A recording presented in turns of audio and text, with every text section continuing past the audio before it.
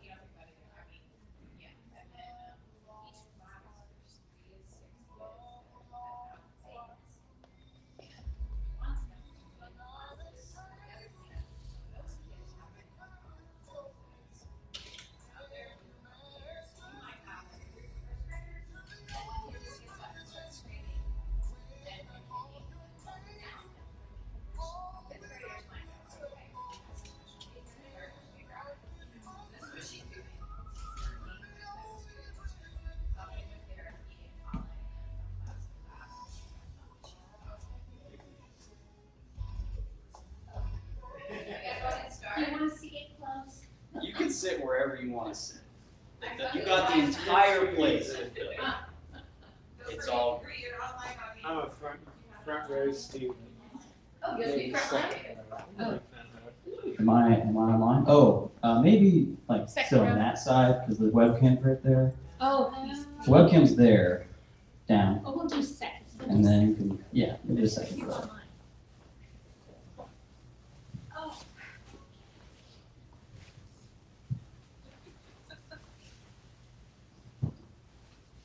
So thank you all for coming tonight. Thank you for the online audience.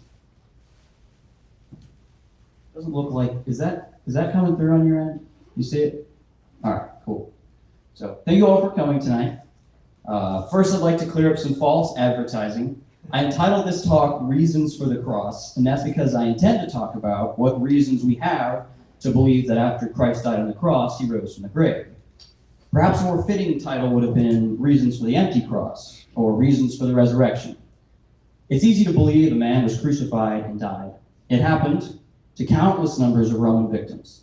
Those in the church understand the reason Jesus died was so death might be conquered, that we may have new life in him. But how many of us truly believe a man out of history rose again from the dead? That a dead corpse was given new breath and walked again? That is the focus of this talk tonight. Now, death is no miracle. Life might be considered a miracle, especially if you've ever been in a delivery room and held a newborn baby. But what about a dead thing coming to life? That is definitely a miracle.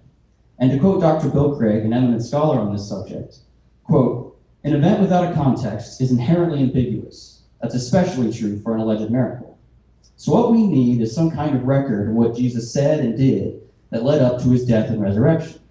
But Jesus didn't leave behind records, his disciples did. How do we know they're accurate? Remember, the Gospels are historical documents as much as they are words of life. So scholars can use the same methods to investigate them as they investigate the credibility of Thucydides or Tacitus or Homer. This is important. 2,000 years ago, there wasn't a New Testament or a book called the Bible. It was a bunch of scrolls and letters passed on from one person to the next, or stored in synagogues, or spoken in oral tradition. You can thank the past church fathers for collecting them into the Bibles you hold in your hands today. But if we see the books of the Bible this way, not as one behemoth of text, but as individual writings by individual people, then we aren't using the Bible to prove itself, are we? Now, a lot of people at this point may be saying to themselves, I believe in the Bible because I have faith, but I don't actually believe what's in them is true. All those stories about Jesus being born of a virgin, walking on water, and rising from the dead are really just legends we have to believe by faith. And if you want to believe that, no one's stopping you. But to those of you who have a sneaking suspicion there's more to the story than that, I encourage you to keep listening. First, recognize the time when these letters and Gospels were written. Scholars have determined that Paul's letters were written within about 30 years of the crucifixion, and the Gospels within about 60 years of that event. Now, any historical critic worth his salt will tell you that's just not enough time for legendary accounts to begin. Think about it. 30 to 60 years means that the people who saw Jesus die and rise again were still alive. They could be questioned, cross-examined, and easily refuted. The stories they told would have been dismissed and other more truthful ones made about this Jesus who they thought would deliver them from Roman oppression, but that didn't happen. Compare that with the so-called Apocryphal Gospels, which you'll find in the History Channel every few years. They trot out the Gospel of Thomas or the Gospel of Judas and claim Jesus led a hallucinogenic cult, or he was a cynic philosopher, married Mary Magdalene. We still haven't said which is more true, but note that these Apocryphal Gospels were written over 200 years after his resurrection, which is precisely when scholars say legendary accounts begin to develop. Now, to some of us, these tales of Jesus from the Bible read like folk tales or stories like those old Greek myths. I'd encourage you not to read them like that, at least not tonight. First off, there are maps in the back of your Bibles showing you it all happened in real places. And there are other historians, like Josephus, who wasn't a Christian and didn't write anything in the Bible, where we can read about Jesus. And once in a while, we find very odd pictures and carvings that look a lot like Roman soldiers were mocking Jesus on the cross, like this one on the screen. The last thing I want to say on this point is something that you really only learn by studying Jewish culture. That is, they made an art out of memorizing and repeating large passages of oral history. They did this with the Old Testament prophets, and Jesus took advantage of it during his own ministry. For example, when he threw the money changers out of the temple, he shouted, "My house will be a house of prayer, but you have made it a den of robbers." To the untrained ear, it sounds like he's just cursing them for capitalizing on the temple courts as a good place for selling sacrifices. But did you know he was actually quoting Isaiah 56? And here's what it says. "And the foreigners who join themselves to the Lord to minister to him, to love the name of the Lord and to be his servants. All who keep the Sabbath without profaning it and who hold fast to my covenant, I will bring them to my holy mountain and make them joyful in my house of prayer. Their burnt offerings and sacrifices will be accepted on my altar, for my house will be called a house of prayer for all the nations." And the Jews who heard would have known the full passage, known he was talking about how they shoved the Gentiles out of their only place of worship to God and hated him for it. But that was because they had a strong, reliable oral tradition. And this tradition was often used to transmit the New Testament text from one person to the next. So thank God that the Jewish people were in the right place at the right time to keep the gospel alive. All this time I've been talking around something historians call a criteria of authenticity. What it is a bunch of criteria that historical scholars use to determine if something is in an old document is more credible than not. 6 of the most important are as follows. They'll be up on the screen behind me. The first is historical fit. Does it fit in with known historical facts about the time and place? The second, independent early sources. The incident is related in multiple sources near to the time when the incident happened, and they don't rely on each other or some common source. The third is embarrassment. The incident is awkward for early Christians and doesn't help their case. The fourth, dissimilarity. The incident is unlike any of the Jewish ideas they grew up with, or any later distorted Christian ideas like the Apocryphal Gospels. The fifth is Semitism. Traces of the original language like Hebrew or Aramaic appear in the story. So you hear Christ say, "Eloi, Eloi, lama sabachthani," on the cross. That's Aramaic. And last is coherence. The incident fits with facts we already know about Jesus. Before we go much further, I'd like to point a few things out. First, these are all positive criteria used to make one incident more credible. This is what scholars call establishing its historicity. Thus, we can't use them to deny anything about the text. Like if the disciples weren't embarrassed or there were no Aramaic sayings anywhere, then somehow the event isn't true. Second, this is all about making one event or incident more credible.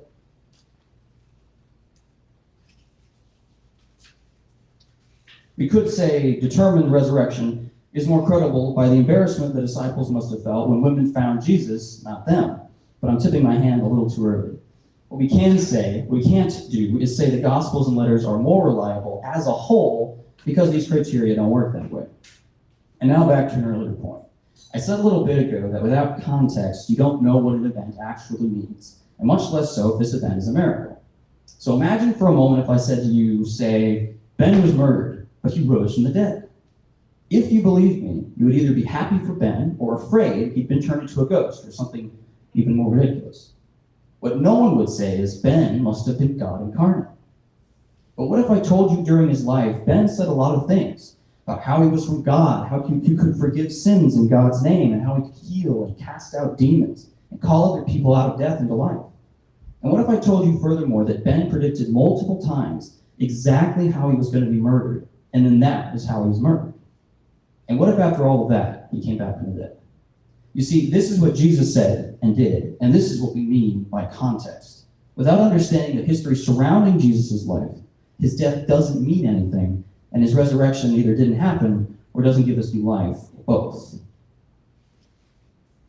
This is where the real difficulty lies.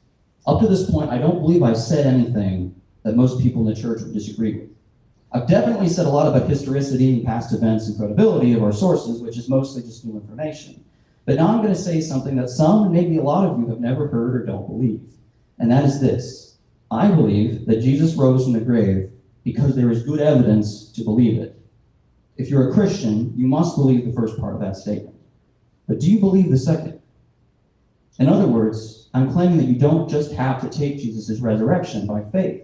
You don't have to give up your reason, your intellect, to believe in some legend. This is one thing that actually happened, and the evidence for it is undeniable. And here are the most important pieces of evidence, and they'll be up there on the screen. The first is the empty tomb. The second is Jesus' appearance alive after his death. And the third is the disciples' belief in his resurrection despite every predisposition to the contrary. Look at that first point. We often say the tomb was empty Easter morning. Can we prove it? Let's reason through what was happening at the time. The disciples wouldn't have believed Jesus was alive if his corpse was still in the tomb. That would have been un-Jewish and stupid. And if they tried telling other people he was alive, they could have pointed to the dead man in the tomb, but they never did.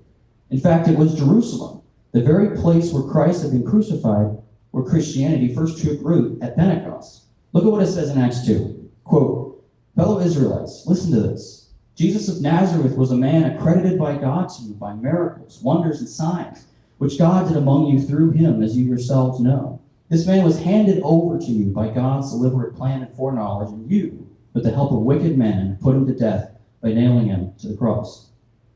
But God raised him from the dead, freeing him from the agony of death, because it was impossible for death to keep its hold on him. God has raised this Jesus to life, and we are all witnesses of it. Therefore, let all Israel be assured of this. God has made this Jesus, whom you crucified, both Lord and Messiah." When the people heard this, they were cut to the heart and said to Peter and the other apostles, "Brothers, what shall we do?" Now, why would they have been cut to the heart if they knew Jesus was still laying in his tomb? They would have pointed the corpse and laughed at Peter. So clearly Jesus was not in his tomb. There's no better explanation for why 3,000 were baptized into Christianity that day. Before I finish this point, I'm going to read a few things to you that will offend your modern sensibilities. Stick with me, though, and refrain from throwing rotten tomatoes at me until the end. You'll be glad you did. Early Jewish society was patriarchal in nature. That meant women weren't considered credible witnesses in a court of law.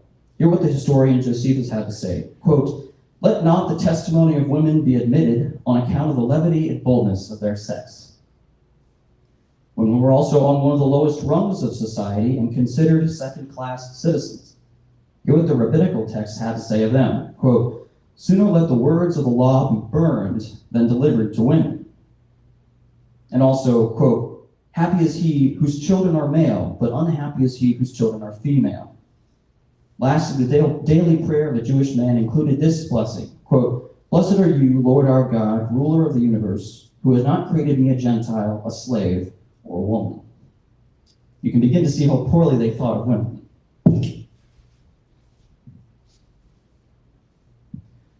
Now remember those criteria of authenticity I mentioned earlier? One of them was embarrassment. Things that the Gospels report that are awkward and the disciples wouldn't have put them in there. The disciples who were the leaders of this new movement, and they would have put them in a good light. Imagine with me for a moment how the disciples must have felt when it was women who first discovered Jesus' empty tomb. Hear what it says in Mark 16. When the Sabbath was passed, Mary Magdalene, Mary the mother of James, and Salome bought spices so that they might go and anoint him. And very early on the first day of the week, when the sun had risen, they went to the tomb. And after entering the tomb, they saw a young man sitting on the right side, and he said to them, "Do not be alarmed. You seek Jesus of Nazareth, who was crucified. He is risen. He is not here. See the place where they laid him." If these accounts were legends, it would have been the disciples who found the tomb first, not the women. But I argue that the reason women found the tomb first was because these events actually happened. And now we're that much closer to the truth of the matter. So after they found the tomb empty, people started claiming that Jesus appeared to them. These claims don't happen 100 years later, but within the 20 or 30 years of Christ's death. For example, Paul's first letter to the Corinthians is a very old letter, earlier than even some of the Gospels.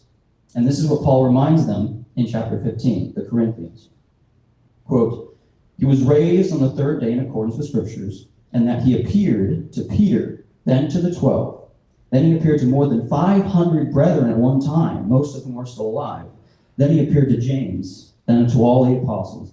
Last of all, he appeared also to me." What has Paul told us that we don't already know? Essentially this, that Christ had somehow appeared to all these people, from disciples to new converts, from unbelievers, and even to persecutors of the church. And more importantly, that all these people can attest to it. He seems to be saying, all these people saw him. You don't believe me? Then go ask them. Here's another point. Paul said Jesus appeared to James. If you remember, James is Jesus' brother. He probably didn't believe his brother was God in the flesh while he was alive. Who does? But now, for some reason, he not only believes, but claims to have seen him. Now ask yourself, what would it take for you to believe your brother was God incarnate? I'm not going to go into all the different possible reasons for why they saw him after death, like those who say the disciples stole the body to make up a legend, which wouldn't explain why the disciples died for their beliefs in the end, especially if it was a lie. I'm not going to talk about the argument that his appearances were like mass hallucinations, even though when a mass hallucination occurs, everyone usually has the same experience, and yet this didn't happen to most of the eyewitnesses. Anyways, you're usually looking for the thing you hallucinate, like finding an oasis in the desert. But in reality, no one in the ancient Jewish world had any concept of a Messiah who dies and rises again. This was new territory for them, as it is for many of us. Before I go on to my final point, I have to address some concerns. Some people argue that when we say the gospel writers saw Christ alive, what really happened was something a lot more mundane than someone actually coming back to life. Their arguments often fall into some of those I already stated. That sort of thing never happens, they say. And so, of course, all this talk of resurrection is just a spiritual metaphor. Christ didn't actually physically rise again. Now, as an engineer and one who is scientifically minded, I'm with you. I understand. Things like this don't just rarely happen in our experience. They never happen. But that's just the problem. The phrase, in our experience, gives the whole game away.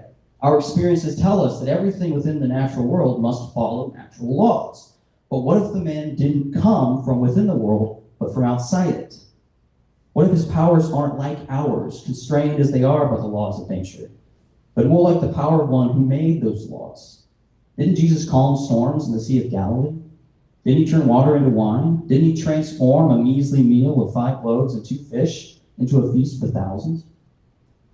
And didn't he walk on water, which goes against every law in the books, and then turns around and asks us to do the same, even right now, by believing he really is alive today? Some of you may be looking on those miracles now in a new light, maybe reconsidering if they were true or else part of that legend the disciples were trying to make up. But I've already shown you how improbable it was that the Gospels were legends. And if they were, there is still some kernel of truth in them. And if not, then most of what we call ancient history can't be trusted either. But if you reject those few miracles, why not throw the whole thing out? What's stopping you from selecting bits of the Bible here and there to live by? When you've decided not to follow the rules of reason, then you become open to 100 contradictions. And to accept a contradiction without question is the definition of a hypocrite. This is probably shocking to some of us, even those who have been in the church for many years. Some of us maybe have never thought about his miracles and his resurrection in such stark physical terms. But once you read the Gospels for what they are and what they say, you realize they give us no alternatives. Either believe the whole thing or throw the whole thing out. Either Jesus actually did those miracles, actually had authority over nature, and proved his claims as the God-man by actually coming back to life, or else these stories we share on Sunday mornings are for children and should be treated as the fake news they are. We can't rely on vague spirituality and comfortable visions of a mythical man any longer. They have to become real. And now we come to the last point. I've been talking to you all from within a church building. That church building exists because the capital C church exists. But the capital C church did not always exist. There was a time when there was no church. So why is there a church today? It all had to begin at some point. You all know where I'm headed. It began at Pentecost, when the disciples were filled with the Holy Spirit. Do you think they would have been filled by the Spirit if they didn't believe Christ had risen? Does Christ force himself upon us? Or does he calmly persuade us to follow him? Anyone who's ever been to Sunday school as a child knows the answer. The Spirit only comes to those who accept Christ as Lord, and that includes his resurrection. Let's go back a minute to right before the crucifixion. The disciples watched their political Messiah marched away by their oppressors, the Romans, and scattered. They didn't believe Jesus was the Christ at that point. Peter even denied him 3 times. Yet about 40 days afterwards, the Jews who called for Barabbas over Jesus saw those scattered, humiliated men come back together and pronounce in the midst of the holy city that Jesus rose again. As you've already heard, the Jews had no concept of a Messiah who died and rose again because he was political. He was going to crush their oppressors and rebuild their nation. Yet here they are, proclaiming his body had life in it, that they had seen him, and that this Messiah desired more for his people than just political freedom. It was a paradigm shift. It was a new way of looking at everything they thought they knew. It was death to life. This is the third reason I believe Christ rose from the dead. That his closest disciples believed, though they had every reason not to. They believed, founding the capital C church in the midst of death and torture, many dying for what they believed. They believed, and their belief carried on 2,000 years to Christ's followers today. What would cause someone to cling to the cross so strongly? Would transform his life so completely? Would turn division into unity and shame into triumph? Not a myth, not a scam, not fake news or self-help podcasts or scientific authorities or conspiracy theories, but one thing and one thing only: a breathing Messiah, a living man with marks in his hands, the roaring Son of God who wakes the dead, fills the living with breath, and calls us beyond this world's luxuries to something far greater, himself. This is why I believe that Christ rose again, leaving behind an empty tomb. Thank you for coming tonight.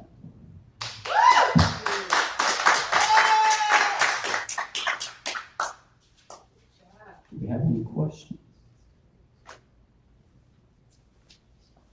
I know that was a lot of information. Took notes. Excellent. Any questions from the live stream, DJ?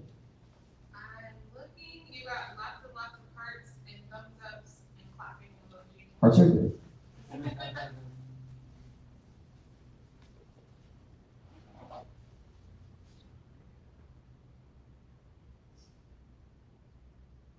Wait, No, I giving can- you lots of thumbs ups. I can answer your questions afterwards. Just for the benefit of the live stream. David Johnson says, "Great job." Yeah! Thanks for watching, Dave. So I have a question. Well, I've grown up in church and I've heard similar arguments.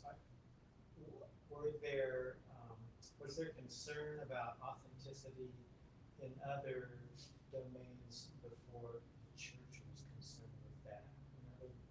Were there people like making sure that the ancient Greeks really existed, or was there this sort of silence even before the church was interested in authenticity? So, from what I understand, you mean like as far as like historical credibility goes? Yeah, which Or like is it like more like when did like historical, when was that concern? Because the church goes back 2,000 years, so that's a long time. Sure. Or Well, maybe another, I guess, are we as the devil's advocate, are we arguing is it circular reasoning that we're the only ones, we already believe in the authenticity of Christ, so now we're trying to prove it. right, so it's like our presuppositions, we already have that, so it's like if we see any evidence for it, we already Are believe there in other it. people, like the criteria you're giving, did that come from somewhere else, like Hammurabi or, Oh, yeah. So, another people, or is it just us right, so, proving what we already believe, just to make us feel good? yeah, so Keith's question is very long. I can't repeat it. But I think what you're arguing or you're asking is, are we proving something that we accept these beliefs, we have these evidences, and we hold them to be, good enough. They're sufficient evidences to prove resurrection because we already believe in the resurrection. And what I didn't do tonight, I wanted this to be a more interactive,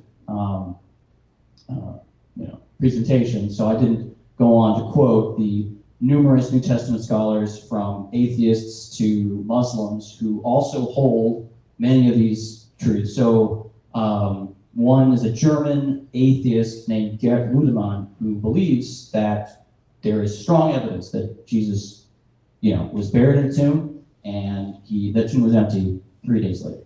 So another guy is a Muslim named Shabir Ali, and he believes that Jesus, he doesn't believe that Jesus died on the cross necessarily, but he does hold that the tomb was empty, that he had post-mortem appearances, and so forth. So there are a number of New Testament scholars. Bart Ehrman's another one, and he believed for a while and then gave that belief up. But I guess I could quote quite a few people who do not believe that Christ rose from the dead, who also hold to the empty tomb, post-mortem appearances, and the beliefs of the disciples. The only question that they have, so those are three, those are held by basically every historical scholar who's very serious about this, except for a guy named Richard Carrier and a few others who follow him. But don't listen to him. He believes it's all Greek mythology. But they all believe that stuff. These are three facts that every New Testament scholar can agree on, whether they're Christian or not. The only question they have is, what is the best explanation for that? And so those criteria of authenticity that I discussed, explanatory scope, explanatory power, and so on, where that is. Yeah. So that's one of the reasons why I brought up like the historical fit and everything. So I established that the Gospels, as great as they are, the words of life, they're also historical documents, right? So we have to treat them like historical documents. The problem with people who come from outside the faith see them as, these are just holy scriptures. They don't actually mean anything historical. Whereas Christians come at it from, these are absolutely the truth, So we kind of have to find the middle ground there. But at the end of the day, these criteria of authenticity and all the evidences I'm giving, we have to recognize that truth is independent of where we got it from. We kind of have to test it on its own independently. We may come to believe something more strongly than others, but at the end of the day, the truth, is independent of that. So the best explanation in this case, as far as did Christ was that a hallucination, or was there a conspiracy, or did Jesus really rise from the dead? It hinges on where the evidence points, and I'm arguing that the evidence points towards Christ rising from the dead. But the only other assumption that you have to accept beforehand is that God exists, right? If you accept that God exists, then he can raise anyone he wants from the dead. So what's the best explanation? And I'm saying that it's Jesus rising from the dead. Does that answer your question? Yeah, I just it's hard to express, but I just wonder if other groups use the same, I guess, apart from religion,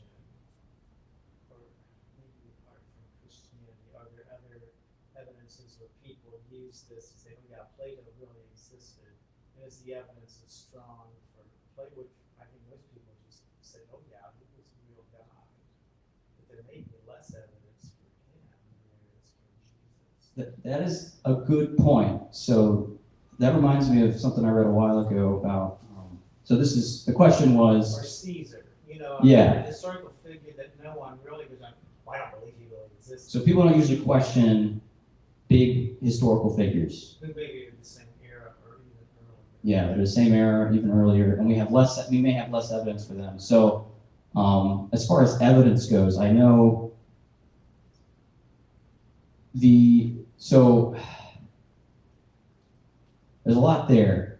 One thing I can tell you is that as far as like original documents goes, about like how certain we are that those documents are accurate, that sort of depended on like the original manuscripts that we have, or manuscripts that are like written in a few hundred years.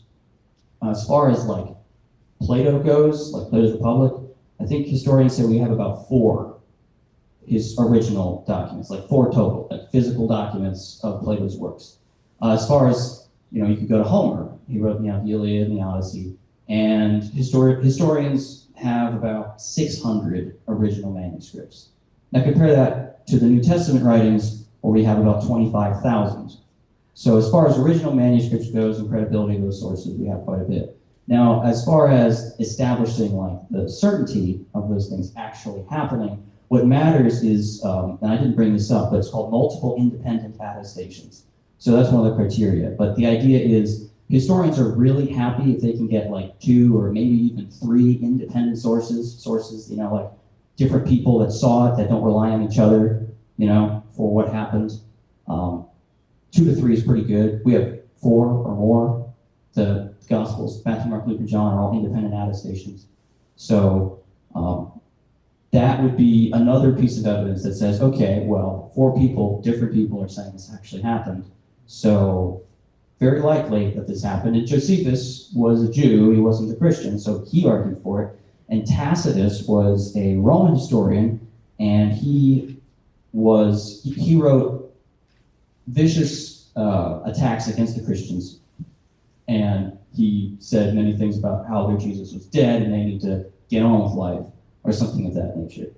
So there are different sources that confirm Jesus existed, and that all these things actually happened.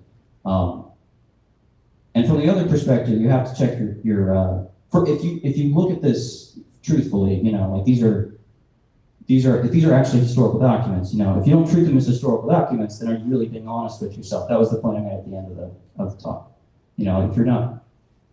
If you're going to just pick and choose, then there's really no way to say the whole thing isn't just false. You have to either accept that it's historical and there might be nuggets of truth in it, or else, you're just putting all of historical historicity and historical critique into question. Because these are historical documents the same as anything else. We have a question from Wayne Botkin. Question for Wayne Botkin. His question is, have you ever had doubts in the resurrection of Christ? And if so, what did you find that helped you come to believe? Oh. True confession. Did I ever have doubts about the resurrection? I will admit and say, no, I have not. Never had doubts about the resurrection. I have had doubts about whether there is good evidence to believe the resurrection happened.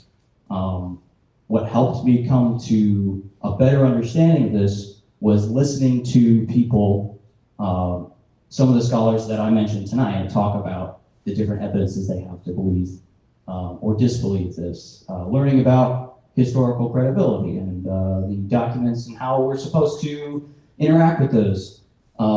So this was, a learning process. Philippians says to work out your salvation with fear and trembling, right? But the other side of that is God. It's God who works in you willing to act according to his good purpose. So as many of these things were thrown into question, I worked through all of that stuff, tried to find the answers and the evidence, and fortunately, because it's true, there was evidence there. And also I live in the 21st century, because I don't think most of this stuff was even available in the 1970s. There's been a renaissance of this kind of evidence, and people studying it since, I think, the 90s, or maybe even the 80s, and it's really come to fruition in the last few decades. I'm sort of asking what I'm going to like draw together what the question was, and so you see made me think of something. The Iliad and the Odyssey don't cause the reader to question who the Lord of their life is. They also don't cause the reader or the person interpreting that to question perhaps the gods that are in a government. So in the early church and now, you're reading something. I want more evidence, because you can read old documents. You're not asking for their historical credibility because they're not challenging to change who you are. Yeah, these are not transformational Right. documents. Right, and so if you're going to provide an argument and say, I want to know that this is true because this is tough. I'm going to have to change my whole relationship with who I am with my world. And if you are fulfilling a Great Commission and you're reaching to people, you're going to have to be able to provide that kind of evidence, because people are going to want to know if I'm changing the Lord of my life, to Christ, then I want some.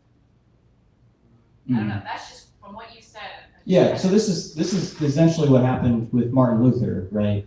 In 1517, before he nailed the 95 Theses on the door of Wittenberg, he wrote 99 Theses before that no one heard of. That was about justification by faith and how the Catholic Church had got it wrong, and the Book of Romans was misinterpreted. And Augustine actually, he argued for justification by faith. It's not quite as cut and dried as that, but there wasn't any real response necessary, right? The powers that be in the Catholic Church didn't actually have any problem with that, because it was just some guy talking about a bunch of theology. But in 1517, when he nailed the 95 Theses on the door of Wittenberg that said indulgences were evil, well, now the church needed to respond, because that was their source of income to build St. Peter's Basilica. So when things don't demand a response, when it's just information, big deal. But when it becomes something that's like, it demands a response, when you have to change your behavior, especially if you don't want to, then that becomes problematic. They don't want to change. It's when you've stopped preaching and started meddling. So, I have a couple of thoughts on this. I mean, we're looking at all of this from the post time. It's after, and we're looking back. And when we look back, there are criteria for historical authenticity, and I can't recall right now what it is, but I know there's been a bunch of documentation on how do museums, how do archaeologists decide if something is sufficient to be considered credible or not, and if those same standards were applied to the evidence that we have, and I think it's actually been done, but like I said, I can't recall it. How would that weigh out? And the other thing is from the weight of evidence, or the veracity of evidence in a criminal trial. If we're looking at a crime where you need proof beyond reasonable doubt to get a conviction, do we have proof beyond reasonable doubt? We have hundreds of witnesses. We have eyewitness accounts from people that were actually on site at the time, affidavits, if you will. We have third-party references. We have other things that happened beforehand and then afterwards that establish the facts, the location, the people, and motive, everything. Do we have enough here to convict? And I think we certainly do. I think in any court of law today, if you had several hundred eyewitnesses and then affidavits and all of that, you get a conviction. But the other thought is looking at it from the other side of history, from 8 or 5 or 300 years before. We have hundreds of prophecies that were very specific. Right, so there were a number of prophecies that predicted this would happen, and I didn't bring that up as well. That were fulfilled in the crucifixion, in the evidence that led up to the crucifixion, and in the crucifixion, and then in the resurrection. Sure, yeah. That add weight. I mean, they were written by people from different cultures with different languages, centuries beforehand, before crucifixion was possibly even invented.